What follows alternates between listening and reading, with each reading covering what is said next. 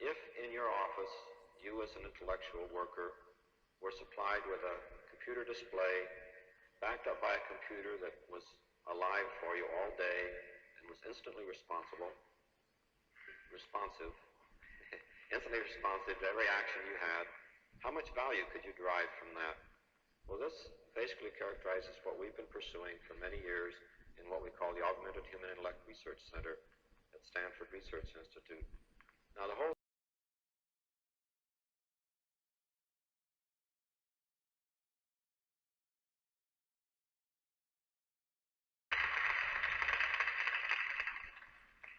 I hope you'll go along with this rather unusual setting and the fact that I remain seated when I get introduced, and the fact that I'm going to come to you mostly through this medium here for the rest of the show.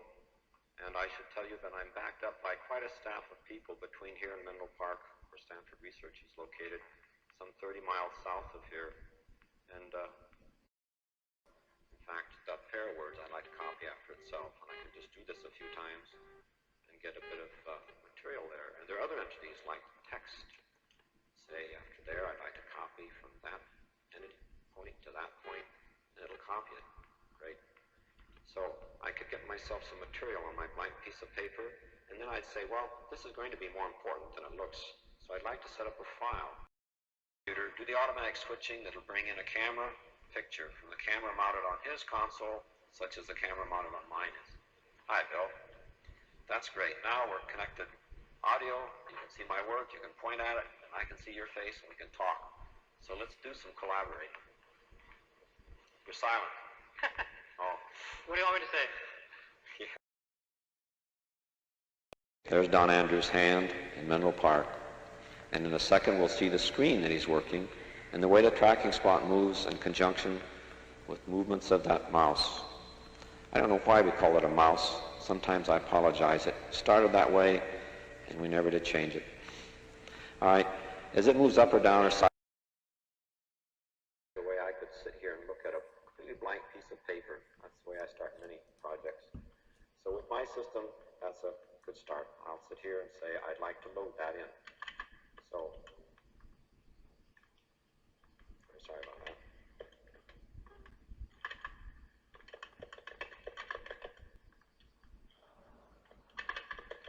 So I'm putting in an entity called a statement, and that's full of other entities called words. So I'll just replace the word there with a 2. How about that one with a 3?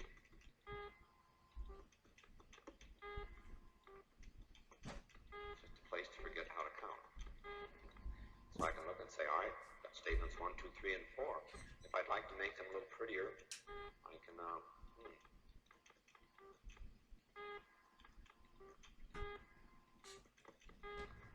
work and neaten them up a little, but that isn't what I always do. Oops.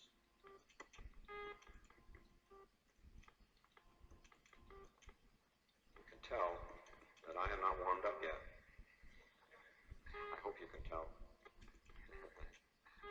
Right, all right. So I can get it lined up, and I can say, for instance, other entities like an invisible string. I don't know whether that's tabs or characters in there, but I can say if I want to replace that invisible string with just one character, not that character, that one, space, and it'll do it. So I can look at that and say I have files 1, 2, 3, 4, 5, 6, and I've named them that way, but that's usually a sort of a pain to do that. So I'll ask it to number them themselves, and one of the views is such that it will give you a list numbering for each of those statements. And I can also open them all up or ask them without numbers, however I wish, and I can output them. So we've seen ways to work fairly fast with the entities of a statement in a file, create a file. I can delete that file or mess it up considerably. Like if I'm going to say I want to delete that word, but I accidentally hit that entity instead, watch what happens.